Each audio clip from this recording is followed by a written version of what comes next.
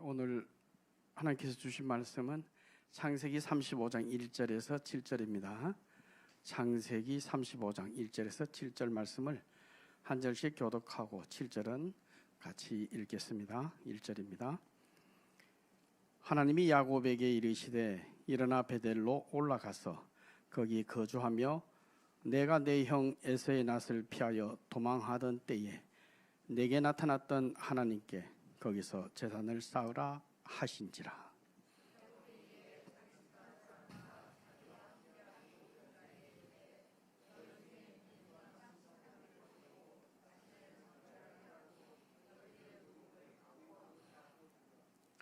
우리가 일어나 베델로 올라가자. 네 환난 날에 내게 응답하시며 내가 가는 길에서 나와 함께 하신 하나님께 내가 거기서 제단을 쌓으려 하노라 하매.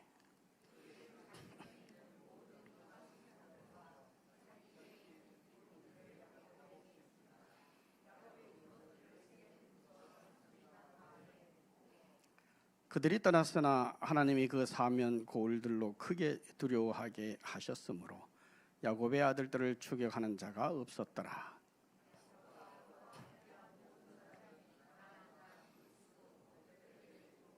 같이 읽겠습니다. 그가 거기서 제단을 쌓고 그것을 엘 베델이라 불렀으니 이는 그의 형의 낯을 피할 때에 하나님이 거기서 그에게 나타나셨습니다. 아멘. 오늘은 간식을 먹는 날입니다. 우리 새벽기도 방송 준비하고 또 오늘 찬양까지 준비해준 우리 수경 간사 감사합니다.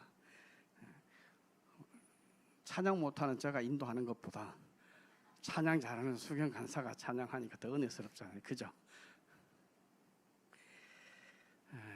노산 이은상 시인의 고지가 바로 적인데 시를 아시나요? 한번 시를 보여주시겠습니까?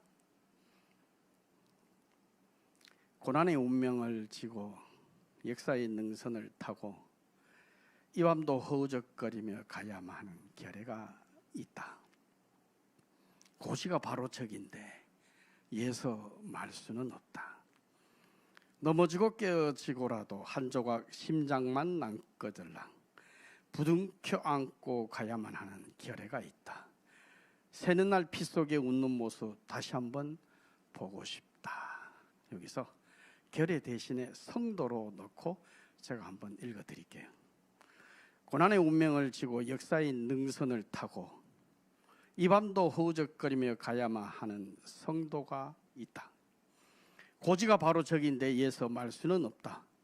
넘어지고 깨어지고라도 한 조각 심장만 남거들랑 부둥켜 안고 가야만 하는 성도가 있다. 새는 날 피 속에 웃는 모습 다시 한번 보고 싶다. 우리는 성도는 이 밤도 허우적거리면서 넘어지고 깨어지더라도 최종 고지를 향해 달려가야 합니다. 은혜 받았다고, 일이 잘 됐다고, 그것이 다인 양 멈추면 안 돼요. 안주하면 안 돼요. 감당치 못할 시험, 큰 장애물이 지금 앞에 막아섰다고 해서 주저앉으면 안 돼요. 멈춰서면 안 됩니다. 우리의 목표를 향해 나아가야 해요. 왜요? 고지가 멀지 않았기 때문입니다. 오늘 본문은 고지가 바로 앞인데 멈추어 섰던, 그래서 큰 환난과 고난을 당했던 한 사람을 소개해 줍니다. 바로 야곱이에요. 야곱은 오늘 본문을 기준으로 했었을 때 30년 전에 아버지와 형 에서를 속여서 장자권을 자기가 축복을 받았어요. 이로 인해서 형의 죽음이 두려워서 바단 아람으로 도주를 합니다. 그리고 베델에서 하나님을 만나요. 28장 창세기 28장 10절 이하를 보면은 바단 아람으로 야반 도주하던 그 야곱이 지쳐서 베델에서 돌베개를 베고 잡니다. 꿈을 꿔요. 사다리가 하늘과 땅에 연결이 됩니다. 천사들이 오르락 내리락 해요. 그때 하나님의 음성이 들립니다. 내가 너와 함께 할 것이며 너를 다시 고향으로 돌아오게 할 것이고 이 가나안 땅을 너에게 줄 것이며 너의 후손이 큰 민족을 이루리라 라고 하나님께서 말씀하십니다. 이 큰 체험을 한 야곱이 하나님 앞에 서원합니다. 하나님께서 나를 지켜주시고 하나님께서 나를 다시 이곳으로 돌아오게 한다면은 내가 오늘 베고 잔 이 돌베개를 하나님의 집으로 만들겠습니다. 하나님께 예배를 드리겠습니다.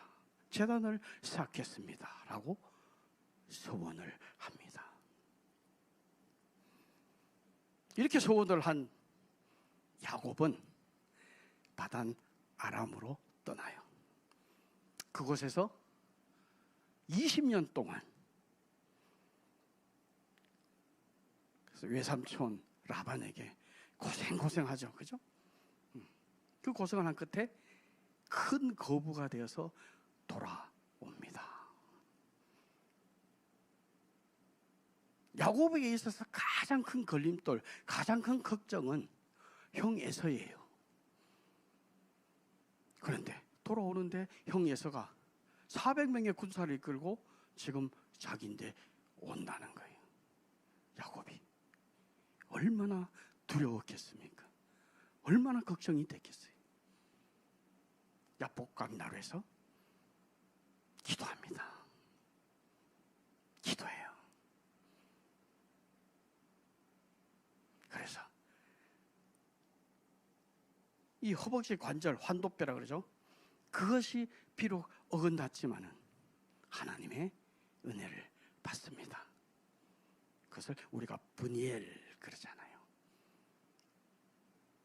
그 기도를 하고 난 다음에 다음 날 정말 신기하게도 400명을 군사를 이끌며 야곱을 죽이려고 마음을 먹고 왔던 에서가 야곱과 화친을 해요.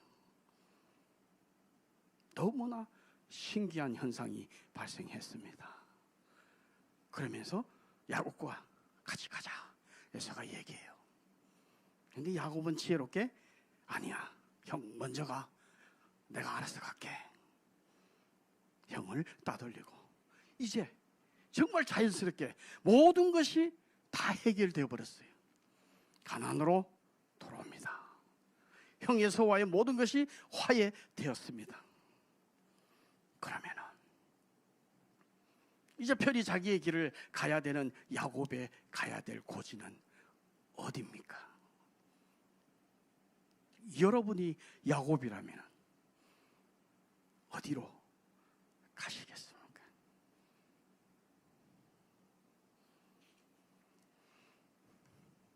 야곱이 바단 아람에 있을 때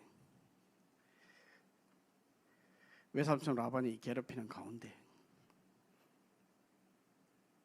내가 가나안으로 돌아가겠다 결심하게 되었던 가장 큰 이유는 하나님께서 야곱에게 말씀하셨기 때문이에요. 31장 13절에 보면은 야곱이 레아와 라헬을 불러가지고 내가 하나님께 말씀을 들었는데 이곳을 떠나가려고 해. 그래서 레아와 라헬에게 하는 얘기를 이렇게 합니다. 나는 베델의 하나님이라 내가 거기서 기둥에 기름을 붓고 거기서 내게 서원하였으니 지금 일어나 이곳을 떠나서 내 출생지로 돌아가라 하셨느니라. 하나님께서는 야곱에게 이곳을 떠나서 베델로, 너가 서원했던 베델로 돌아가라 라고 지금 말씀하신 거예요. 야곱이 소원했던 것을 하나님께서 기억나게 하셨습니다. 그래서 야곱은 과감히 일어났어요. 그리고 바단 아람을 떠났습니다. 그러면은 야곱의 목표는, 야곱의 고지는 어디가 되어야 되는 거예요? 어디예요, 준식 형제? 베델, 그죠? 베델이 야곱이 가야 될 목표고 야곱이 가야 될 고지였습니다. 그런데 야곱은 어디로 갑니까? 베델로 가지 않고 처음에는 숫곳으로 가요. 창세기 33장 17절에 보면은 야곱은 숫곳에 이르러 자기를 위하여 집을 짓고 그의 가축을 위하여 우리간을 지었으므로 그 땅 이름을 숫곳이라 부르더라. 숫곳이라는 것은 오두막집 이런 뜻이에요. 그러니까 야곱이 바단 아람에서 가나안으로 돌아가는 중에 가축을 위해서 우리를 지었다라는 거예요. 거기서 유행된 단어, 이제 발생된 단어가 숫곳이에요. 그러니까 야곱은 그곳에서 장기간 머무를 생각을 했던 거예요. 그냥 임시 체류를 하겠다, 일시 내가 머물겠다 생각했으면은 집을 짓거나 우리간을 지을 필요가 없었잖아요. 그죠? 그런데 야곱은 우리간을 지었던 거예요. 장기간 거기서 머물러 살았습니다. 그러다가 다시 이제 더 좋은 곳으로 이동합니다. 어디로 가요? 세겜으로 갑니다. 야곱은 아마 세겜에서 완전히 정착하려는 그런 생각을 가졌던 것 같아요. 33장 18절 19절에 보면은 세겜 성읍에 이래서 장막을 치고 장막을 친 밭을 하몰에게 삽니다. 땅은 값을 얼마를 주고? 100크시트. 물론 그 합해 단위 기준이 지금 중요한 건 아니에요. 어쨌든 야곱이 이제 그곳에서 완전히 정착을 해야 되겠다, 그런 생각을 해서 땅을 샀어요. 이제 야곱은 편안한 생활을 하게 되었습니다. 바단 아람에서 떠나왔었을 때 아무것도 모르면서 그 많은 가족들과 가축을 이끌고 나왔어요. 얼마나 신경을 썼겠어요. 오랜 여행을 했습니다. 또 가장 걱정이 되었던 형 에서와의 만남, 그것이 이제 해결되었어요. 그러다 보니 어때요? 긴장이 풀리지 않았겠습니까? 여독이 몰려오지 않았겠어요? 그래서 야곱은 세겜에서 정착을 합니다. 그리고 그곳에 제단을 쌓아요. 그리고 그 제단을 쌓고 엘로헤 이스라엘, 그렇게 이름을 짓습니다.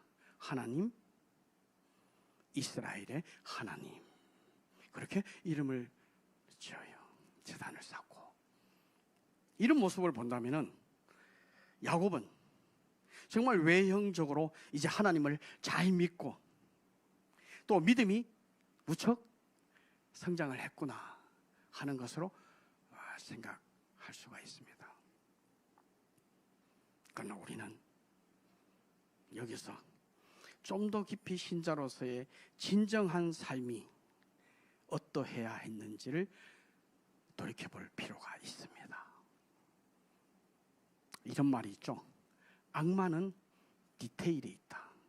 악마는 디테일에 있다.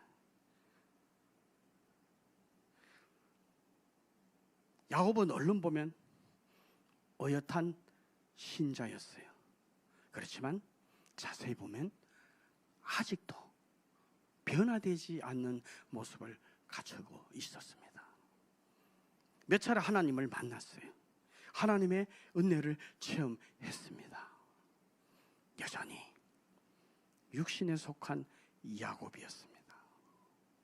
온전히 하나님을 신뢰하고 마음을 드리는 제단을 쌓는 것 같았지만, 그러나 세상에 대한 집착이 있었습니다.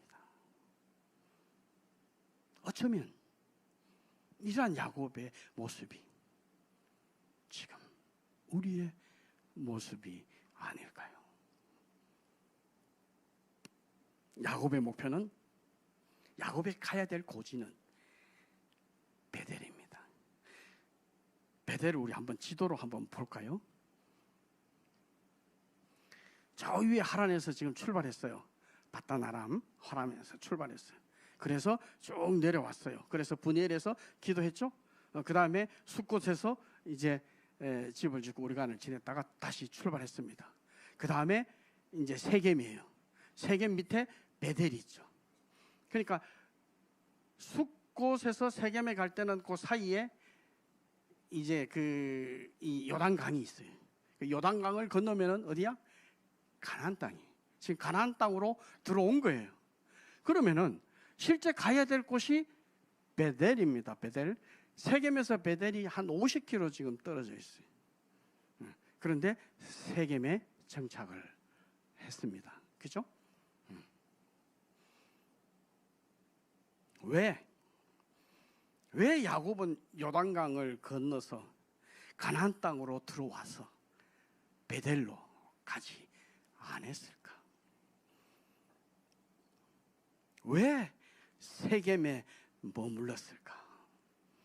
세겜이 어떠했길래? 왜 고지를 놓쳐버렸을까? 야곱이 세겜에 머물렀던 이유는 세상의 유혹 때문입니다. 베델은 그 당시에 아주 작은 시골 도시에, 세겜은요 아주 문명이 발달된 도시였습니다. 교통의 중심지였어요. 가나안을 대표하는 주요 성읍이었습니다. 도시를 형성하고 있었기 때문에 너무나 살기 좋은 곳이, 편했던 곳이에요. 현란했던 곳이에요. 그래서 야곱은 세겜에 정착했습니다. 마치 롯이 아브라함을 떠나서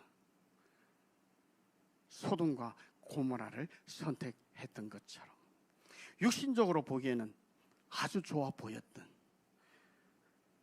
세상에 기쁨이 있고 만족이 있고 행복이 있을 것 같은, 그러나 죄악이 가득했던 소돔과 고모라를 택했던 롯의 모습처럼 말입니다. 야곱은 그래서 대략 한 10년 정도 거기서 세겜에서 지냅니다. 그 결과가 어떻게 됐을까요? 창세기 34장을 보면은 야곱의 딸 디나가 세겜의 축제를 구경하러 나갔다가 하몰의 아들 세겜에게 성폭행을 당합니다. 야곱의 아들들은 이를 복수하기 위해서 그들의 모든 요구를 들어주는 것처럼 속여서 다 할례를 받게 해요. 그 할례를 받고 고통 속에 있는 그 세겜의 모든 남자들을 스므온과 레이는 가서 다 죽여버립니다. 다 죽여버려요. 그것을 본 야곱이 어떻게 느꼈겠습니까? 이제 죽었구나. 이제 죽었구나. 이제 이 대참사 속에서 주변에 있던 모든 족속들이 하나가 돼가지고 우리를 친다면은 우리는 당장 멸망할 수밖에 없겠구나 라고 하는 마음을 야곱이 얘기합니다.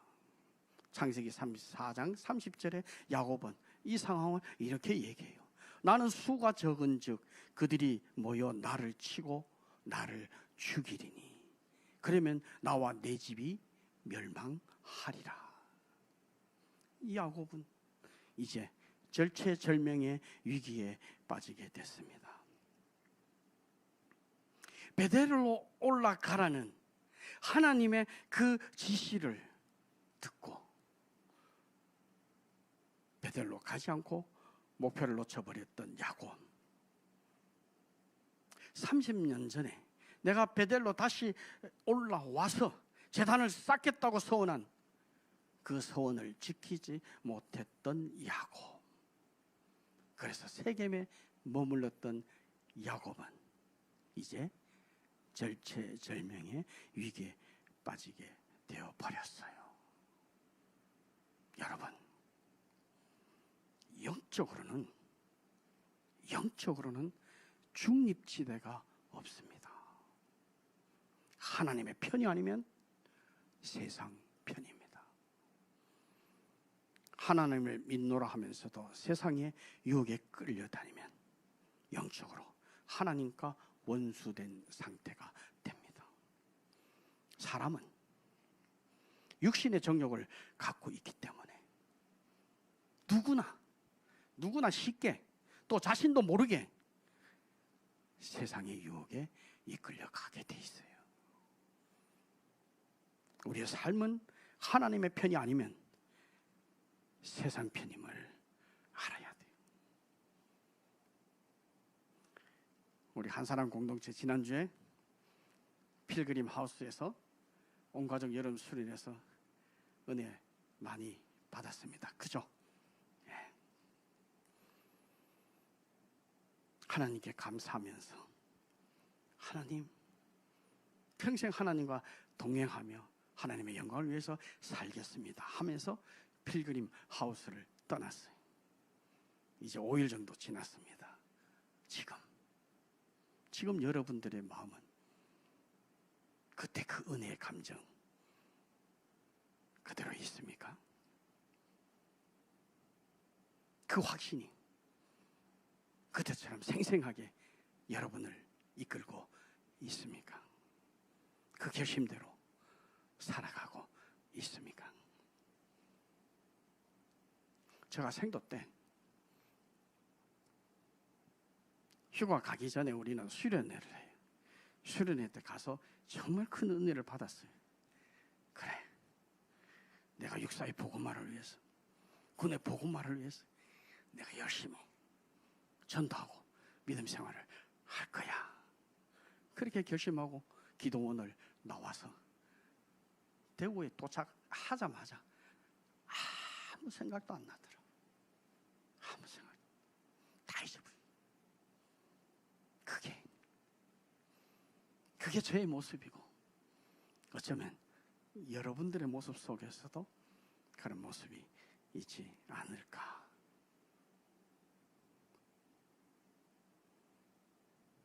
우리가 은혜 받았을 때, 내 일이 잘 풀렸을 때, 그때 우리는 목표를 잊어버릴 수 있습니다.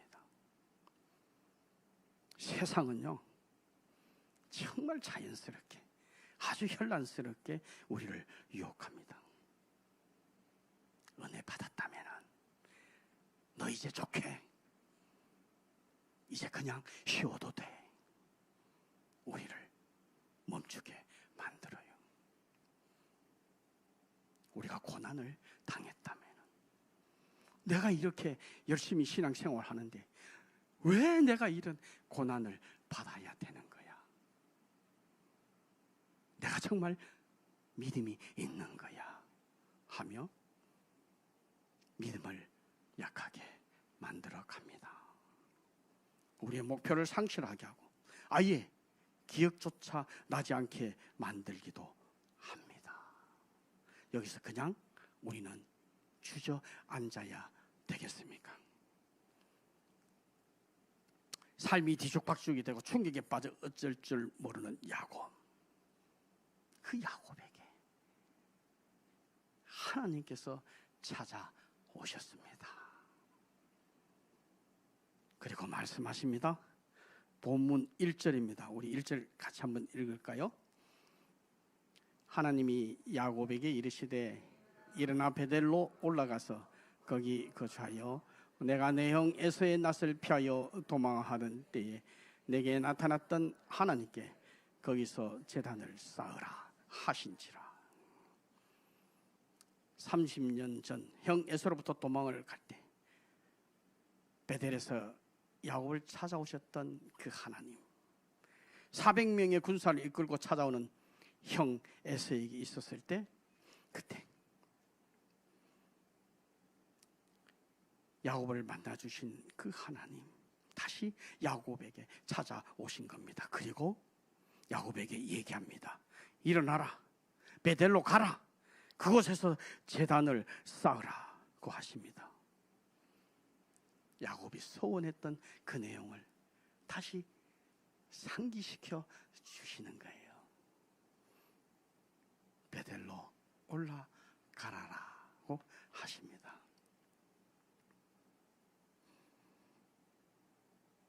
사랑의 하나님께서 절체절명의 위기에 있던 야곱을 찾아오셨습니다.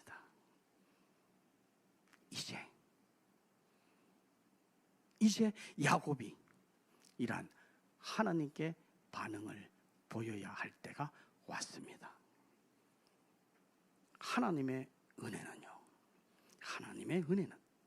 하나님의 말씀에 대한 우리의 반응으로, 우리의 행위로 그 결과가 나타납니다. 그냥 하나님께서 주시는 게 아니에요. 우리의 행위로, 우리의 반응으로 그 결과가 나타납니다. 야곱은 바로 순종하는 삶을 택했습니다. 오늘 저는 이 야곱이 순종하는 그 삶의 모습을 우리가 생각해보고 우리도 그러한 반응의 모습으로 하나님 앞에 서기를 기대해 봅니다. 먼저 야곱은 일어섰습니다. 세상의 유혹에서 일어났습니다. 베델보다 더 살기 좋아해서 머물렀던 세겜의 삶을 청산했습니다. 세겜을 떠나기로 결심했습니다. 다시 베델이라는 목표를 봤어요. 두려움과 절망의 늪에서 일어났습니다. 주변에 있는 많은 족속들이 모두 힘을 합해서 우리를 치면 어떻게 하나 두려워하며 걱정했던 그 절망의 늪에서 일어났습니다. 야곱은 환난 날에 기도에 응답해 주시고 자신과 동행하며 삶을 지켜주시고 인도하신 하나님을 믿고 다시 일어섰습니다. 우리 3절 같이 한번 읽을까요? 3절입니다. 우리가 일어나 베델로 올라가자. 내 환난 날에 내게 응답하시며 내가 가는 길에서 나와 함께 하신 하나님께 내가 거기서 제단을 쌓으려 하노라 하매. 야곱은 하나님을 신뢰하며 믿음의 확신을 가지고 목표를 향해 주저했던 삶에서, 안주했던 그 삶에서 과감히 일어섰습니다. 일어서야 합니다. 지난번 한번 제가 예화로 설명을 했던 내용인데, 미국의 유명한 수영 선수인 플로렌스 체드윅 있었어요. 체드윅은 52년 7월 4일 미국의 독립기념일 때 그 캘리포니아에서 35km 정도 떨어져 있는 해안에서 카탈리나 섬에서 내가 캘리포니아 해안까지 수영을 하겠다, 그렇게 발표를 했습니다. 그래서 7월 4일 이제 횡단을 해요. 유명했고 또 의미를 가지고 있었기 때문에 엄청난 언론의 주목을 받았죠. 그래서 수영을 했었을 때 그날은 안개가 엄청 많이 끼었답니다. 앞이 보이지 않았어요. 그러나 수영을 했습니다. 1시간이 지나고 2시간이 지나고 16시간이 지날 동안 보이지 않는 거예요. 아무것도 먹지 못했어요. 근육이 완전히 다 풀어지고 힘은 다 빠지고, 또 물이 이제 차가워지니까 몸이 이제 굳어지는 거예요. 그래서 최대위는 마침내 포기를 합니다. 그래서 보트에 올라타요. 그래서 보트에 올라타서 조금 오니까 해안이 나오는 거예요. 한 500m 정도 되는 거리였습니다. 500m 정도만 수영을 해가 갔다면 최대육은 횡단에 성공했었을 거예요. 그런데 실패했어요. 이때 최대육이 이렇게 말합니다. 안개밖에 안 보였어요. 만일 해안이 보였더라면, 안 보이더라도 목적지가 그토록 가까이 있음을 알았다면 그렇게 어리석게 중간에 포기하는 일은 없었을 것입니다. 이 최대위기 다시 일어섰습니다. 그래서 횡단에 도전합니다. 2개월이 지난 9월 4일 다시 횡단에 도전해요. 그날도 마찬가지. 안개 껴서 아무것도 안 보였어요. 그러나 최대위건 마음속에 목표를 그렸습니다. 그리고 수영을 했어요. 그래서 마침내 성공을 합니다. 그것도 2시간이나 단축한 상황이었어요. 그래서 최대위기 얘기를 합니다. 이번에는 제 마음에 분명한 목표가 보였습니다. 안개 너머의 아름다운 캘리포니아 해변의 광경이었죠. 헤엄치는 그 내내 희뿌연 안개밖에 보이지 않았지만 내 눈앞에 펼쳐질 목표 지점을 한순간도 놓치지 않았어요. 그래서 저는 마침내 성공할 수 있었습니다. 이렇게 얘기합니다. 승리와 실패 사이에 존재했던 유일한 차이점은 안개가 아니었어요. 목표를 바로 보았느냐, 놓쳤느냐, 그것이었습니다.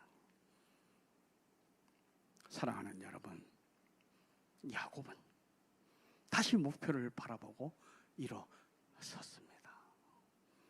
최대위건 목표를 다시 바라보고 끝까지 수영을 했습니다.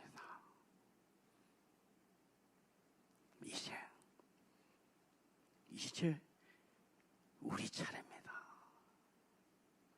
이제 우리 차례입니다. 우리가 일어서야 돼요. 일어서야 됩니다.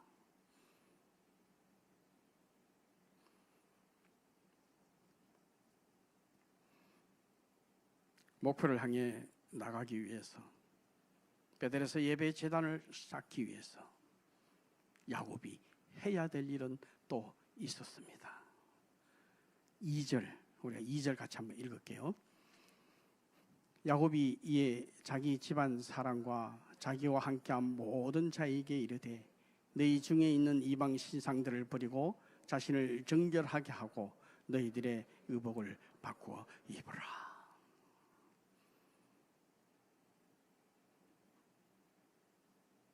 베델로 올라가기 전에 해야 할 때는 이방 신상들을 버리는 거였어요. 베델에서 제단을 쌓는다는 것은, 우리가 믿음 생활을 한다는 것은, 우리가 하나님 앞에 예배를 드린다는 것은 우상을 다 버린다는 것을 얘기하는 겁니다. 이를 위해서는 자신에게 있는 우상을 모두 버려야 합니다. 하나님 중심의 삶을 살아가야 한다는 것을 얘기해 주는 거죠. 야곱의 모든 사람들은 이방 신상들, 귀에 있는 귀걸이 모두 세겜 땅에 묻어 버렸습니다. 라헬이 훔친 드라빔, 또 바단 아람에서 뭐 알게 모르게 믿었던 토속 신상들, 또 세겜에서 자연스럽게 받아들였던 그러한 우상들을 다 묻어버렸어요. 이 당시는 귀걸이는 지금 우리 부적하고 같은 거예요. 그러니까 이것이 귀신을 쫓아내고 내게 복을 줄 것이다, 그랬던 게 귀걸이였거든요. 그러니까 이것까지 다 묻어버린 거예요. 결심을 한 겁니다. 하나님 아닌 그 어떤 것도 소지하지 않겠다, 그 어떤 것도 믿지 않겠다 하는 결단의 모습이죠. 우리가 하나님 앞에 나간다는 것은 이러한 결단이 있어야 돼요. 우리에게 있는 하나님보다 우선시하는, 하나님보다 더 높게 만들고 있는 나에게 있는 우상, 권력, 경제, 자녀, 심지어는 뭐 건강까지라도 우리는 다 내려놔야 됩니다. 그리고 하나님 앞에 나가야 돼요.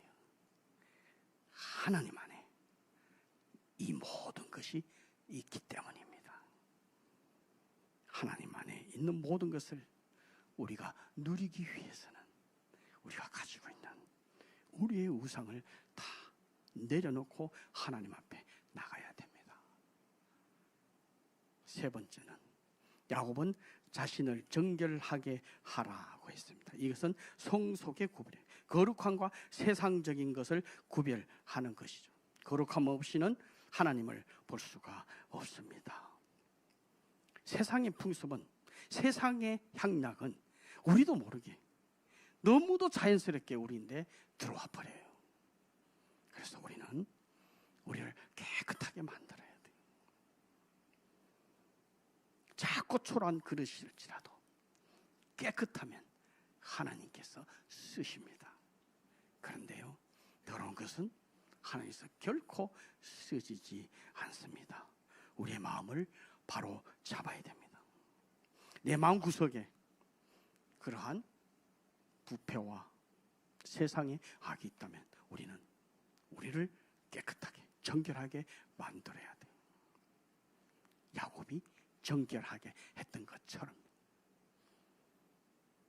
그 다음에 마지막으로 야곱은 의복을 바꿔 입으라고 하였습니다. 자신을 정결하게 하는 것이 마음의 태도라면은 의복을 바꾼다는 것은 행동의 변화, 구체적인 삶의 변화를 나타내는 겁니다. 참된 변화는 내적 변화와 외적인 변화가 동반돼야 돼요. 우리 자신의 아이덴티티를 옛사람에서 새사람으로 바꿔야 되는 거예요. 옛사람은 육의 욕심을 따라 썩어져가는 구습을 쫓는 세속적인 사람입니다. 새사람은요, 하나님을 따라 의와 진리의 거룩함으로 살아가는 신령한 사람입니다. 하나님께서 나아가고자 하는 우리는 말씀에 합당한 삶을 살아야 돼요. 그래서 주 예수 그리스도의 옷을 입고 변화된 창경건의 삶으로 하나님 앞에 나가야 됩니다. 야곱은 일어섰습니다. 이방 신상들을 다 버렸어요. 자신을 정결하게 했습니다.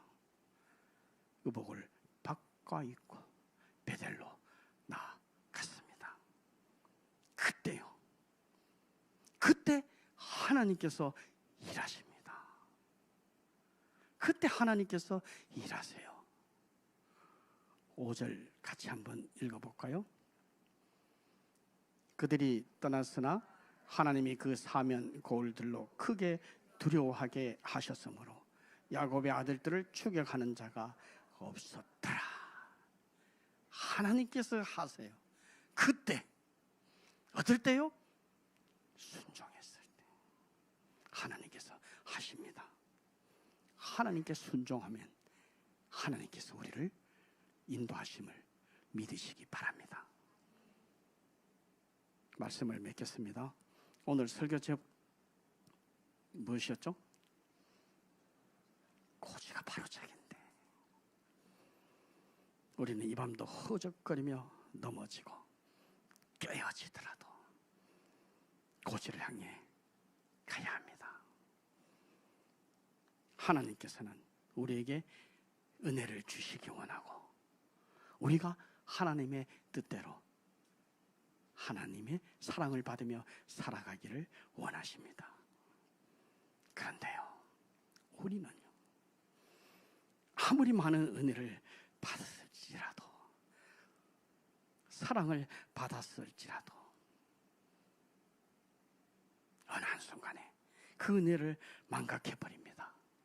우리의 의지대로, 우리의 생각대로 우리의 목표를 정하고 살아갈 때가 많아요. 하나님께서는 우리에게 자유의지를 주셨어요. 그죠? 자유의지를 주셨어요. 그래서 우리가 무지해서, 우리가 연약해서, 우리가 실수로 선택한 것을 하나님께서는 가만두십니다. 오늘 야곱이 세겜에 머물렀을 때 하나님이 그대로 가만 계셨던 것처럼 아담과 하와가 선악과의 열매를 맺으며 죄를 지을 때 하나님이 가만히 계셨던 것처럼요, 하나님은 그대로 계십니다. 우리의 자유의지를 주셨기 때문이에요. 그런데 하나님은 그러한 우리의 실수와 고난을 허용하실 때 그것에 대한 책임을 저희들에게 묻습니다. 그러나 사랑의 하나님은 다시 우리를 찾아오세요. 그분이 우리의 하나님이십니다. 우리가 죄를 지어도,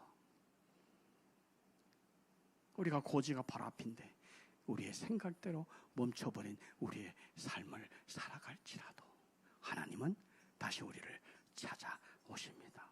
야곱에게 일어나라, 베델로 올라가라, 제단을 쌓으라. 그 말씀은 지금 우리에게 사랑하는 아들아 일어나라, 사랑하는 딸아 일어나라 라고 말씀하십니다. 이 말씀에 야곱은 반응을 했어요. 일어났어요. 이방 신상을 버렸습니다. 자신을 정결하게 하고 의복을 받고 입었습니다. 나아갔습니다. 옛 사람을 벗어버리고 새 사람으로 변화되어 베델로 올라갔습니다. 하나님께 온전한 예배를 드렸어요. 이때 이 야곱을 하나님께서는 동행해 주시고 복을 주셨습니다. 사랑하는 성도 여러분, 이제 우리의 차례입니다. 하나님께서 지금 우리에게 일어나라고 하십니다.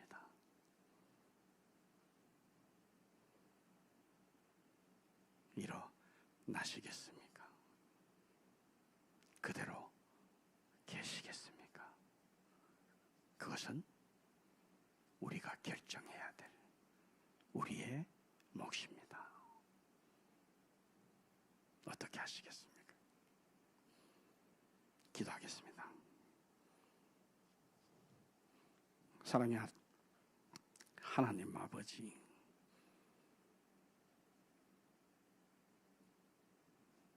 세상의 유혹으로 목표를 잊어버렸던 야곱을 찾아오셔서 일어나라, 올라가라, 제단을 쌓으라 말씀하신 그 말씀대로 순종한 야곱과 함께하며 야곱에게 은혜를 주셨던 아버지 하나님, 그 하나님께서 지금 우리에게 묻습니다.